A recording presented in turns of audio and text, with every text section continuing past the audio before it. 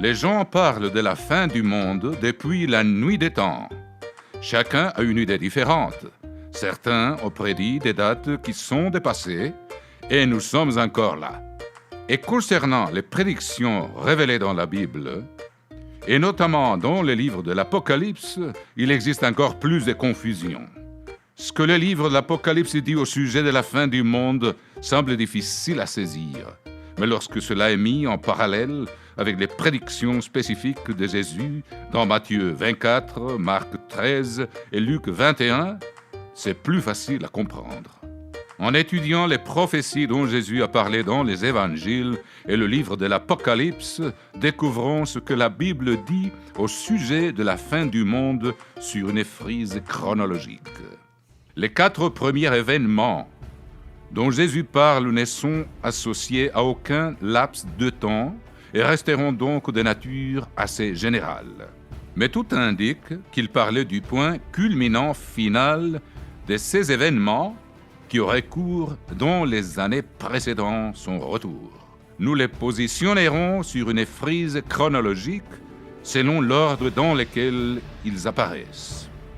Ironiquement, la première chose contre laquelle le Christ est mis en garde serait un christianisme d'envergure mondiale qui semblerait acceptable, mais qui serait en réalité très différent de ce qu'il a enseigné.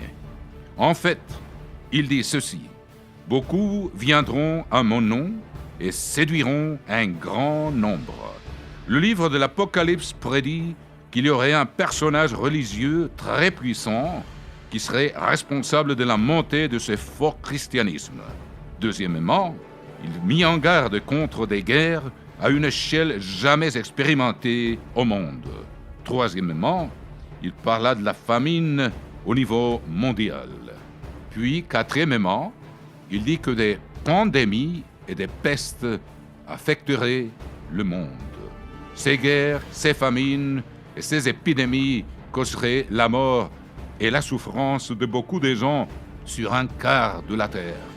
Un autre élément supplémentaire, bien que la Bible n'indique pas le moment où cela se produira, concerne les sacrificateurs hébreux qui offriront à nouveau des sacrifices d'animaux à Jérusalem.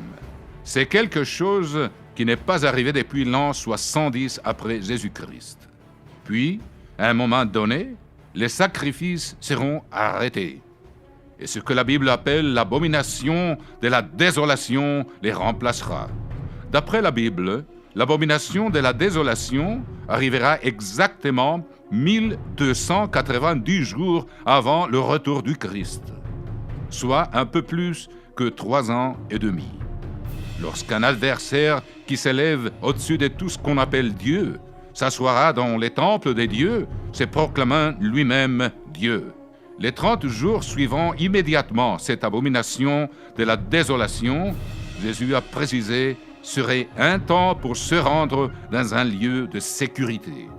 Parce qu'après 30 jours, l'époque la plus terrible dans l'histoire humaine débutera.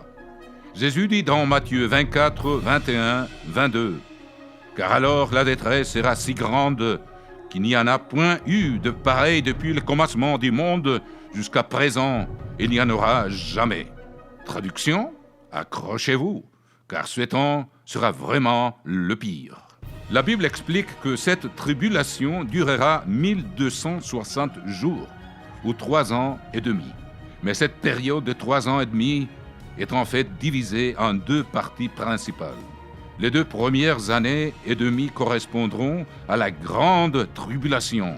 Et la Bible surnomme la dernière année avant le retour de Jésus des jours du Seigneur ou jours de l'Éternel.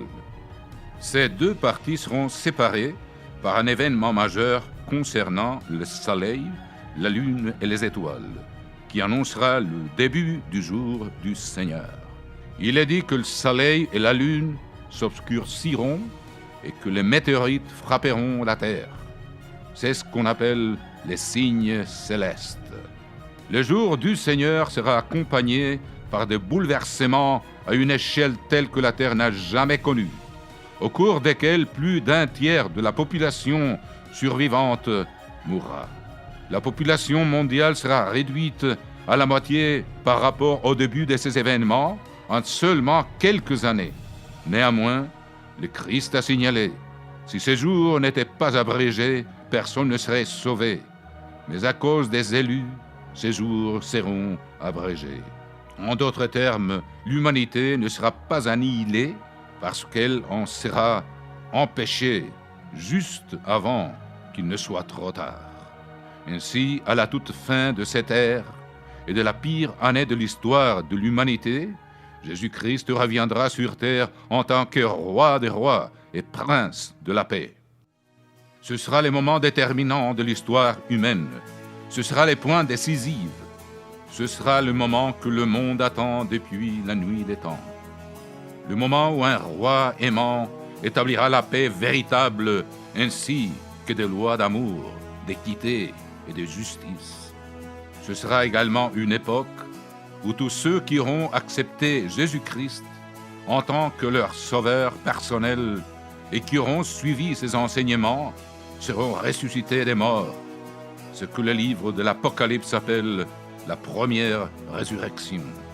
L'Apocalypse explique que ces saints glorifiés régneront ici-bas avec Jésus-Christ pour les seconder dans l'établissement du royaume de Dieu. Il apportera une paix authentique à un monde qui ne l'a jamais connue. La résurrection et le royaume de Dieu qui sera établi par Jésus-Christ constitue le véritable espoir pour chaque être humain ayant jamais vécu. Nous espérons que vous avez apprécié cette vidéo. Veuillez la liker, la partager et vous abonner à notre chaîne YouTube. Pour en savoir davantage, rendez-vous sur notre site mondedemain.com.